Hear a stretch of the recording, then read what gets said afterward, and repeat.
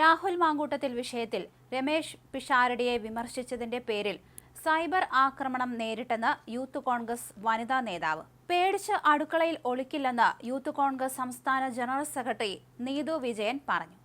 കേവലം ഫേസ്ബുക്ക് രാഷ്ട്രീയം മാത്രം നടത്തുന്ന പ്രവർത്തനമല്ല തന്റേതെന്നും അവർ ഫേസ്ബുക്കിൽ കുറിക്കുകയും ചെയ്തു. കുറിപ്പ് ഇങ്ങനെയായിരുന്നു: ഇന്നലെ രാഹുൽ മാങ്കൂട്ടവുമായി ബന്ധപ്പെട്ട് പാർട്ടി എടുത്ത തീരുമാനത്തിന് വിരുദ്ധമായി രമേശ് പിഷാരടി പറഞ്ഞ കാര്യങ്ങൾക്ക് എതിരെ ഞാനൊരു അഭിപ്രായം പറഞ്ഞിരുന്നു.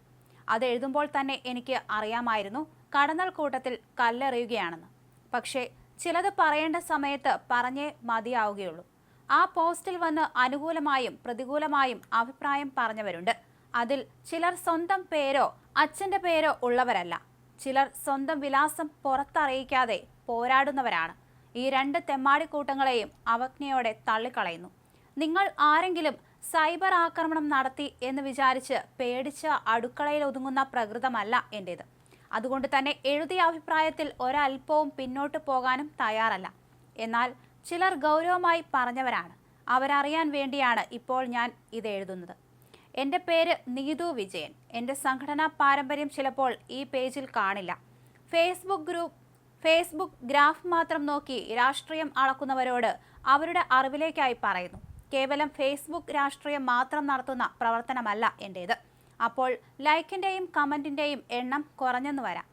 ജഗതി വാർഡിൽ UDFനെ പ്രതിനിധീകരിച്ച് കോർപ്പറേഷൻ ഇലക്ഷനിൽ മത്സരിക്കുകയും തുടർച്ചയായി 8 വർഷം യൂത്ത് കോൺഗ്രസ് മണ്ഡലം ജനറൽ സെക്രട്ടറിയായും യൂത്ത് കോൺഗ്രസ് തിരുവനന്തപുരം ജില്ലാ സെക്രട്ടറിയായും സംസ്ഥാന ജനറൽ സെക്രട്ടറിയായുള്ള ചെറിയ പ്രവർത്തന പരിചയമേ എനിക്കുള്ളൂ. ഉത്തരവാദിത്തപ്പെട്ട ഒരു സ്ഥാനം ഇപ്പോഴുള്ളതുകൊണ്ട് തന്നെയാണ് ഇങ്ങനെ ഒരു പോസ്റ്റ് ഇടേണ്ടി വന്നത്. പ്രസ്ഥാനം ഒരു തീരുമാനമെടുക്കുമ്പോൾ അതിനെതിരെ അഭിപ്രായം പറയുന്നവർക്ക് നേരെ ഇനിയും പ്രതികരിച്ചെന്നിരിക്കും. എന്റെ പോസ്റ്റിന് താഴെ വന്ന് മോശം കമന്റ് ചെയ്യുന്ന വനിതകളുടെ ചേതോവികാരം എന്താണെന്ന് മനസ്സിലാകുന്നില്ല.